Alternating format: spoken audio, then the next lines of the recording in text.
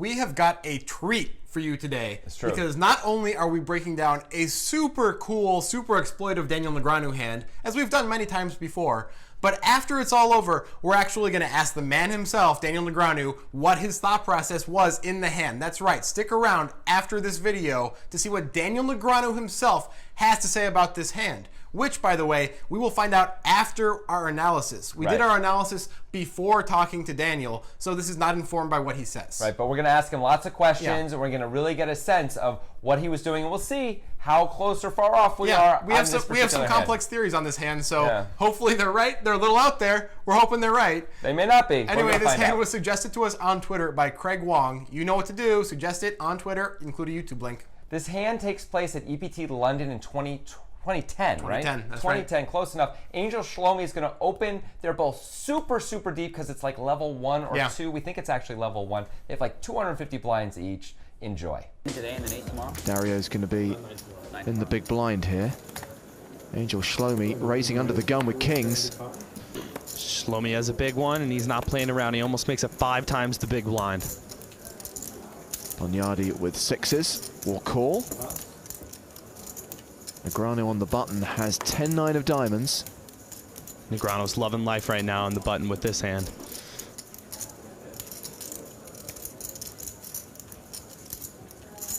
He's really thinking about it. He's confused with this 5x open out of Shlomi.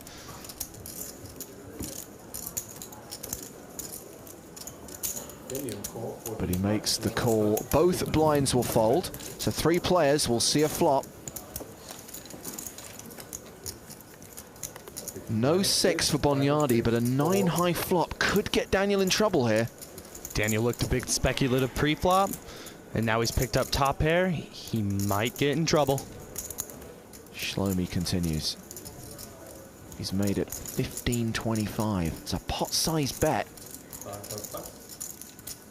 No slow playing for Shlomi. 5x pre-flop, pot on the flop. Daniel's still not convinced. He wants to call. But should he call? Daniel has a tough time folding pairs, and this is top pair. He should probably fold, but I don't see it happening. He does make the call. A big pot is brewing. No real threat out there to Shlomi's kings. Shlomi can't be too concerned about this turn card. 21-25. This time he decides to make it a little bit cheaper for Negreanu. He went full pot on the flop, right around half pot on the turn. Surely this is where Daniel lets it go. Daniel is trying to put the pieces of the puzzle together.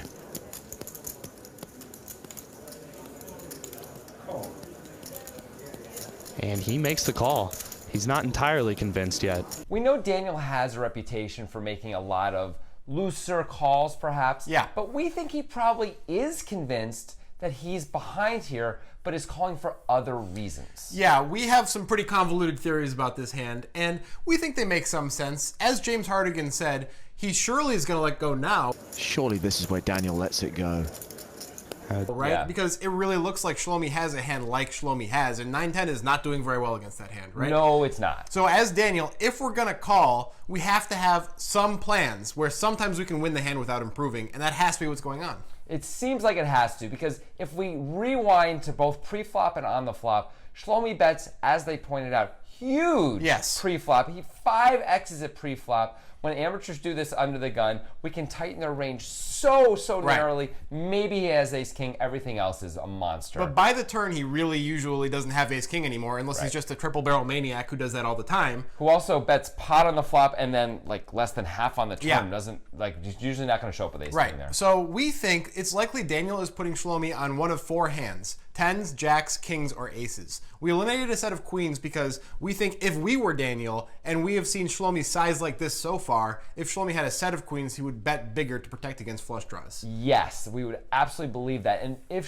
since Shlomi bet pot on the flop, it would be very reasonable to expect with a hand that strong and the spade draws out there, and the straight draws out there, by the way, that he'd bet something like 75 to 80% of pot on the turn with his hand as strong as the set. All of this is very exploitive thinking because we assume based on sizing alone that Shlomi is an amateur. Yes. So as Daniel, let's give him those 4 hands. Tens, jacks, kings, aces. Those are 2 different categories. Tens and jacks and kings and aces. So when we call, we have to have a couple different plans for the river.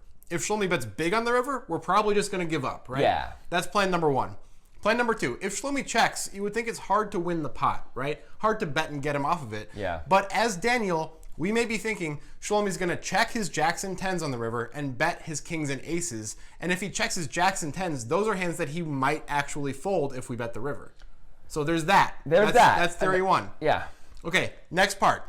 If Shlomi bets the river, and it's not a huge bet, we think it's either the kings or the aces now, and now we can get him to fold those because he bet, and our raise looks super strong. And we could also have a plan B, by the way. If Shlomi bets small on the river, even if he's got jacks or tens and he's sort of blocking, a raise is certainly going to work then too. The other thing to think about as Daniel is there's a lot of cards we can represent on, right? Like any spade. We look like we have a spade draw all diggity day long here, all diggity day, man. All damn diggity day. Right. It looks like we have a spade draw. Also, we can improve. A 10 or a 9 almost certainly makes us the best hand, and it really looks like Shlomi has the kind of hand that he has. Right. So as Negreanu, we think, okay, this is an exploitable amateur. Based on what he does on the river, I can figure out exactly where he is and play accordingly and hope he doesn't get entitlement tilt because I think I can win this hand a lot.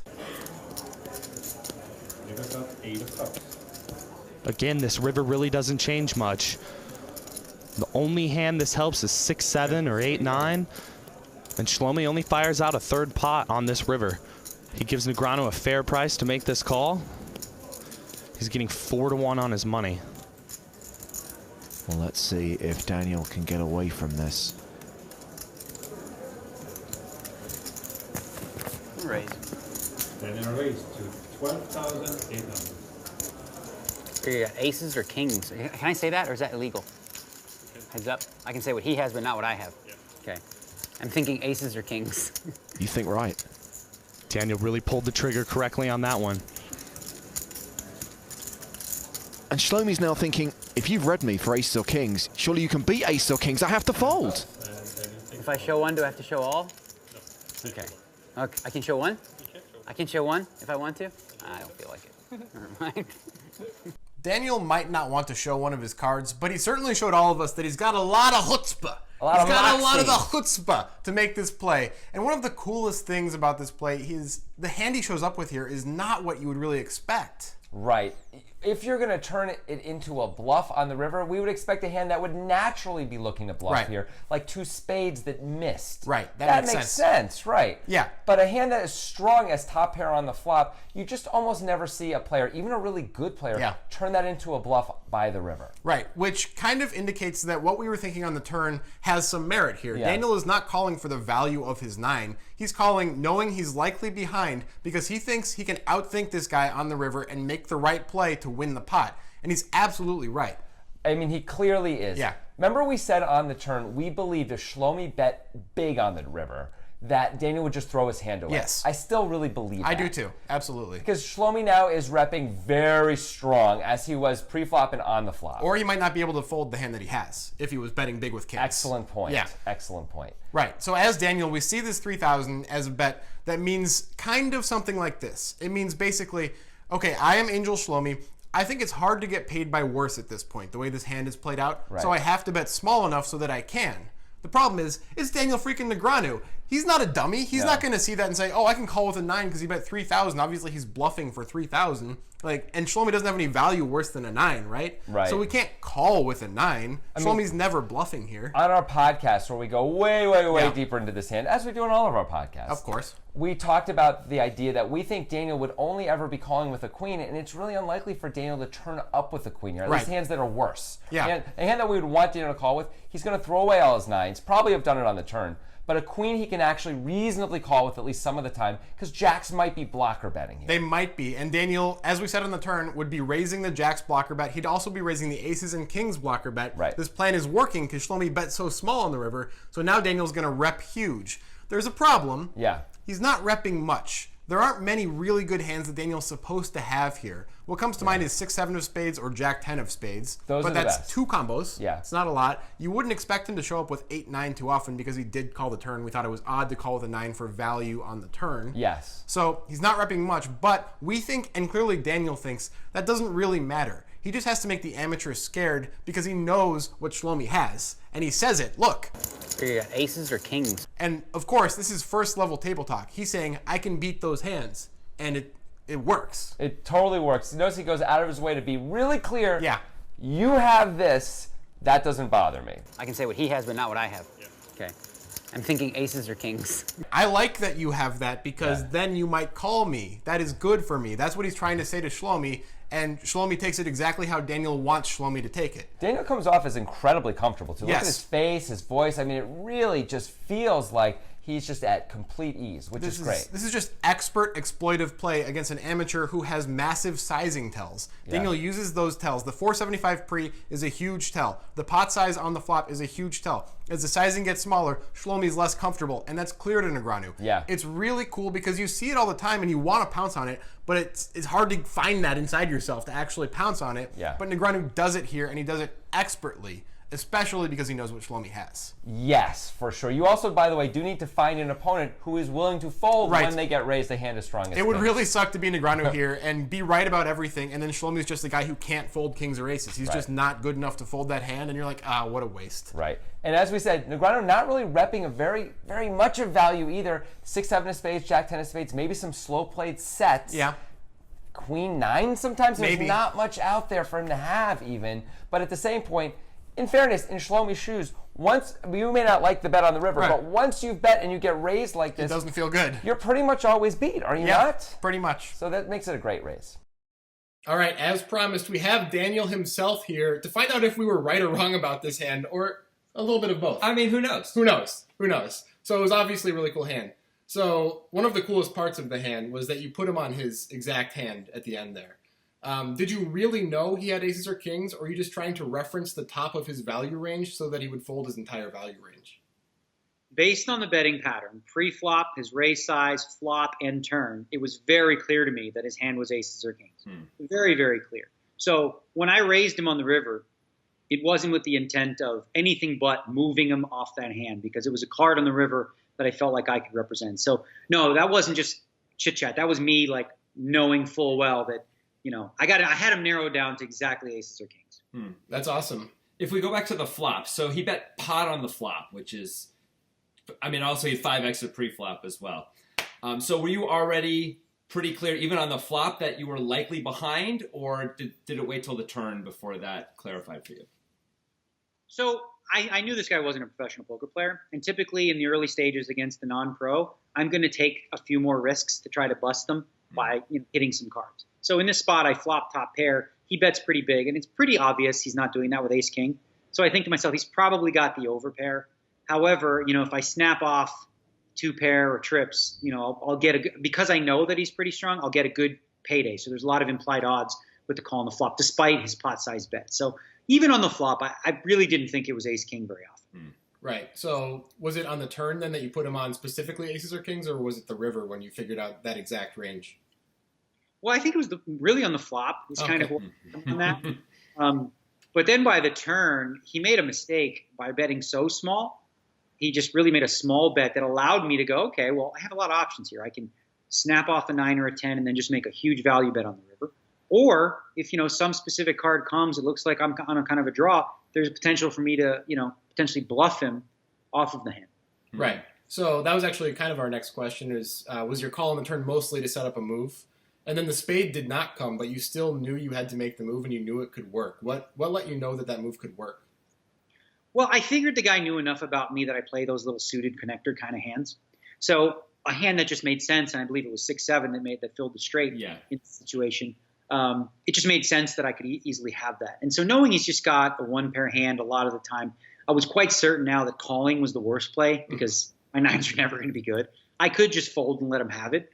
But, it just something about his bet size on the turns, I got a sense of fear. Like he's kind of scared a little bit.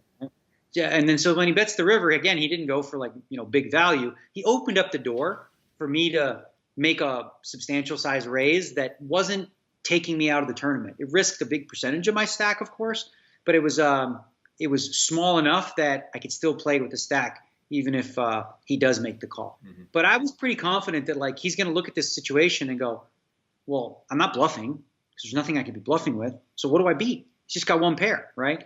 And I gave him enough credit in that spot that because he overbet his raise size pre-flop. That's a sign of a guy who's scared, right? Mm-hmm. Overbet his flop. He's kind of scared. And then he bets smaller in the turn. He's like, oh my God, I'm scared, but I don't really know what to do.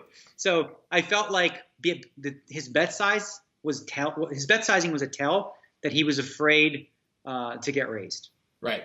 And so when you started talking to him on the river and you told him you put him on aces or kings, was that basically just like first level talking? You're just trying to say to him, I can beat aces or kings, and you figured that would work because he was an amateur?